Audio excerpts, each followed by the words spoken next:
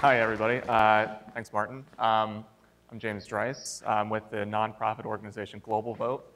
And as Martin explained, our goal is to close the gap between global public opinion and global public policy. And we do that, we try to do that through our website, theglobalvote.org.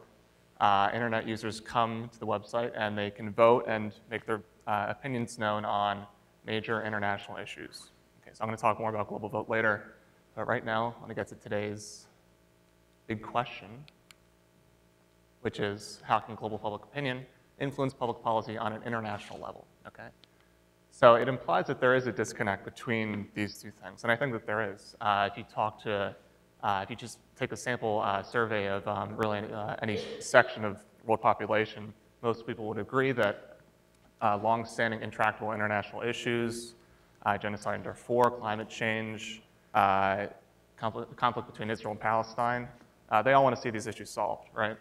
And I think that they would also agree that international organizations are not doing enough to solve them, right? They're there, that's what they're there for, and they're not doing enough to actually solve these issues. Okay, so to start off, I want to talk about online networks because global public opinion as it stands today is global because of online networks. So what have they contributed so far to global affairs? I think most significantly it's citizen journalism. They really have brought this practice to the forefront of the global stage. And what do we mean by that? Most famously, 2009 Iranian election. This is when Western media outlets largely relied on reports from Iranian citizens about what was happening in Iran. The state eventually had to use violence to crack down on citizens. But it's telling that they had to resort to violence to do so. So online networks, they're very resilient to state control. Also, 2008, we saw a Sichuan earthquake in China. Chinese authorities and the BBC actually learned of the earthquake through Twitter, which is completely unprecedented. So they're very good at facilitating communication between media organizations and citizen journalists. But that can really only get you so far when it comes to bringing about change. They still have to rely on national governments, international governments, and global civil society, volunteer groups, religious organizations, community groups, to actually get things done. Those are still the intermediaries of change, right? Now, we have seen online networks better integrating themselves with global civil society. Saw this very recently, Haitian earthquake. Within hours after the earthquake, American Red Cross set up the Text Haiti campaign, wherein $25 million was raised within 10 days of the earthquake. But at the same time, obviously, well-established NGOs did the actual implementation of aid. So that unfolded in a very traditional way. Also, 2004 Ukrainian election, online networks allowed for spontaneous massive protests in support of having an additional runoff election. And this helped, it resulted in the opposition candidate, Viktor Yushchenko, eventually being elected president. But really in that example, the main push for the runoff, having the runoff election, came from established political organizations within the country on the local and national level, and also election NGOs that educated voters, that did exit polls, and also acted as a watchdog to the media, right? So online networks, they're very good at facilitating communication of journalism and reporting of humanitarian political abuse, but they must still largely rely on traditional nonprofits and political organizations to actually bring about change. Okay, so back to our big question. I think that it's helpful in trying to figure out how to close the gap between public policy and public opinion. It's helpful to ask, how does global decision-making usually happen, right? I think, obviously, the first place to start is the UN. It's the main existing world governing body. And more importantly, it's the central hub for international civil society, international NGOs, and also the subsidiary international organizations, World Bank, IMF, right? So here we have a flowchart for a hypothetical humanitarian situation somewhere else in the world. Say we have, an earthquake in Latin America or something. First, we have we have media branch, and also we have the global civil society branch. So media branch responds first. On the first level, BBC World News, radio, broadcasts all over the world, many different languages. You have regional and local media news outlets. Hopefully, eventually you have BBC television, New York Times, CNN, and this is how news of this situation filters up to the UN, the World Bank, and the IMF.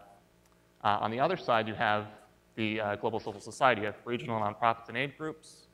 And then one step up, you have international NGOs, International Committee for the Red Cross, Doctors Without Borders, maybe the Gates Foundation, and then the UN, World Bank, and the IMF. Now, for the international organizations to get involved, generally speaking, both of these branches have to be working together in tandem. It happens simultaneously. Now, online networks, they prove very adept at facilitating the flow of information on the media side up to the international organizations. But they're only starting to get involved on the global civil society side, right? Even though international organizations rely on global civil society to actually get things done, to actually do the work of implementation and aid, right? So I think that if online networks are better able to assist global civil society in accomplishing their objectives, I think that it would be a very good first step in closing the gap between global public opinion and global public policy. So let me give one example as to what I mean about that. 2008 US presidential election, like any successful election, it was won by fundraising, recruiting, canvassing. And like any other election, these activities were carried out by civil society groups, political organizations, community groups, religious organizations.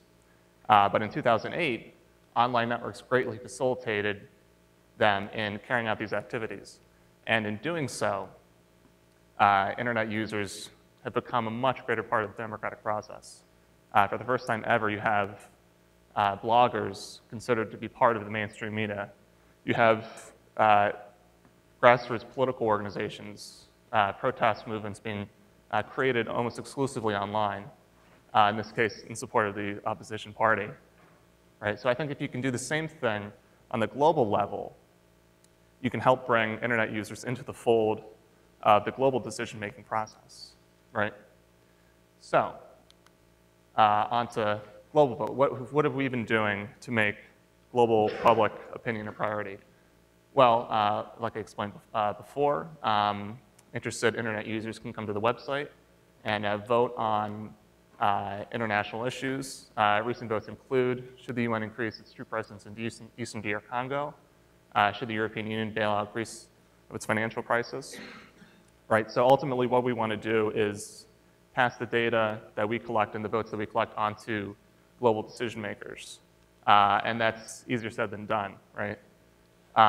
So what we've also been trying to do is work with global civil society in assisting the work that they do to aid international organizations. This may mean allowing them to use the data that we collect for research, a lot of the research that may inform international decision-making. And we've also been working with universities. Through our new website, globalvote.mobi, we've built in a university networking function that allows professors to conduct in-class votes with their students and then share this data all over the world with other universities. This is not only to aid the research that they do, but also to help promote discussion of global affairs among student organizations, civil society at the university level. Here's a screenshot of it. So I think that we can begin to answer the question, how do we close the gap between global public policy and global public opinion? I think that's by better integrating online networks with global civil society, thereby bringing internet users more into the fold of the global decision-making process. Thank you.